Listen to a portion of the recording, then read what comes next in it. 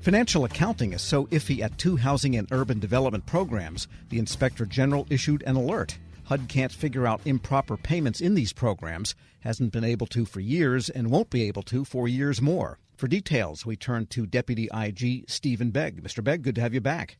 Thanks for having me on the show again, Tom. Pleasure to be back. So what did you find in which programs that caused you to issue a management alert? That's more than just issuing an IG report or audit.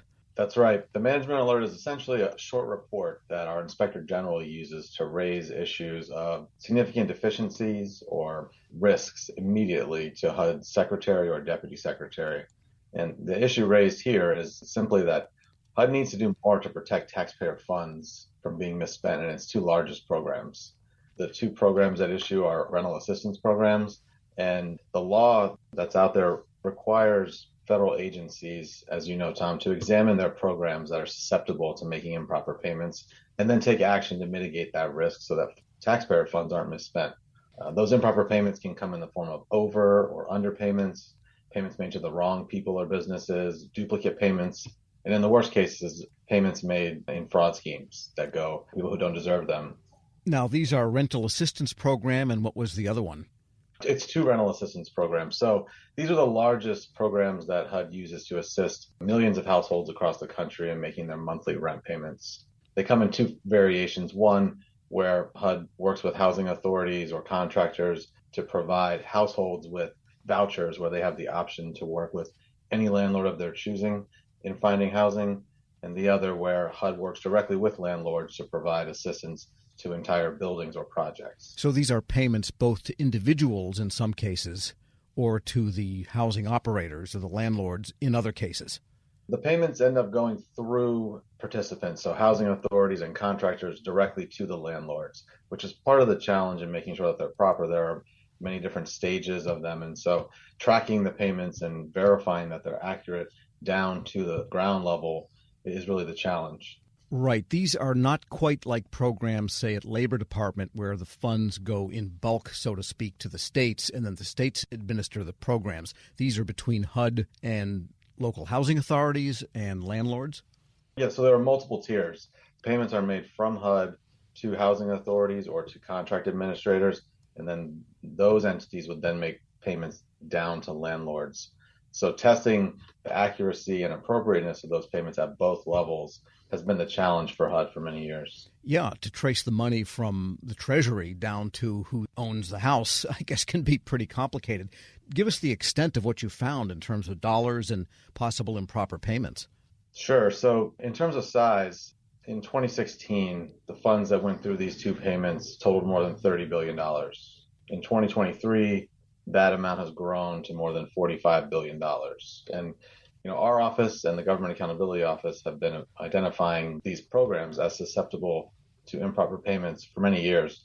Back in 2000, the number of estimated improper payments in the programs by HUD's account was $3.2 billion. GAO labeled the program as high risk in 2001 in light of finding that there were significant opportunities for HUD to reduce overpayments in the program. And then in 2016, the last time HUD was able to estimate how many improper payments happened in these programs, they estimated that $1.7 billion potentially been misspent or was unable to be verified. We've been stressing for several years in our annual report on HUD's top management challenges that it really needs to address improper payments in these two huge rental assistance programs, which account for roughly 2/3 of all expenditures across HUD. We're speaking with Stephen Begg. He is Deputy Inspector General at Housing and Urban Development. And your report said that they have not, as you just described, haven't been able to really know their improper payment levels, which is a way of not really being able to account for the program at all, in some sense, since 2016, but that they don't feel that they could do so until 2027. What is that mechanism? That is in large part the reason that our office issued this management alert. We complete an annual audit of HUD's compliance with the law that requires them to test and estimate improper payments in their programs. And this year we learned that for the first time that HUD was not believing they would complete those testing exercises until 2027. We did not feel that we should wait to alert HUD leadership of that risk until our annual report came out. And so in our management alert, we identify two areas where we believe HUD leadership needs to intervene. And the first is a lack of planning and coordination across HUD program offices. There are multiple offices that have equities here. There are different programs that administer the two rental assistance programs we talked about, but HUD's finance offices and its IT offices also have a role to play in collecting the information that's necessary for HUD to test and then estimate the potential improper payments in the programs, which is really just the first step in this process, because once you estimate what program risks you have for improper payments, then HUD's required to develop action plans to mitigate and address those. So here, without being able to complete the exercise of gathering the information, testing it, HUD can't then take action to address it. Right. So in some sense, they have to get a lot of information, a lot of data from all of the tiers along the line there, somehow correlate that, if that's even possible, and then HUD's responsibility ultimately, though, to know whether the payments were all proper. So there's sort of a combination of trust and data and verifying here. It sounds like, frankly, a hairball from HUD's standpoint to get on top of this. Because there are multiple program offices involved, we felt like it was appropriate to raise it to HUD leadership to intervene to bring them together. But in addition to the moving parts, the reason we feel like HUD has been unable to complete that first step in estimating is due in large part because their approach is flawed.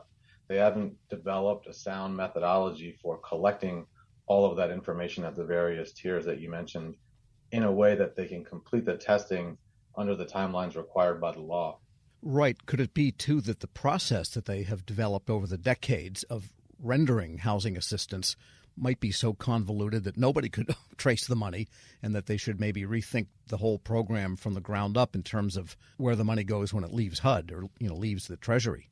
Our position has been that HUD has the ability to act in a way across its offices to gather and estimate how the programs can be better protected so that the rental assistance funding that comes from taxpayers can be maximized to support the Americans that need it. Our alert raises that recommendation to the HUD's Deputy Secretary to bring the offices together to really reset what the plan is for getting to that point. But you do feel it's possible to get a handle on the system as it's designed now if they put the effort toward it? We do. Absolutely. And what kind of reaction did you get from HUD leadership when you issued this alert?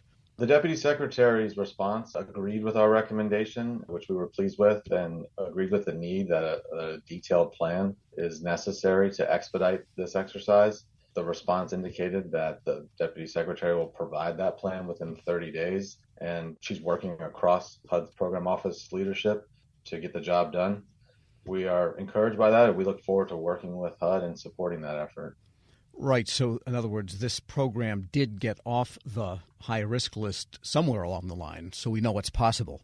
It did. Our concern, though, is that for the past 7 years, and if by HUD's estimation 3 more, so potentially 10 years, there will be a gap in overseeing it in terms of improper payments and then taking actions to mitigate them.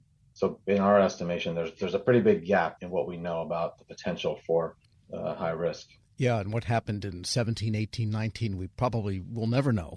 That's right. That's right. Steve Begg is Deputy Inspector General at Housing and Urban Development. Thanks so much for joining me. Thanks for having me, Tom. We'll post this interview along with a link to his report at federalnewsnetwork.com/Federal Drive. Hear the Federal Drive on demand and rent-free. Subscribe wherever you get your podcasts.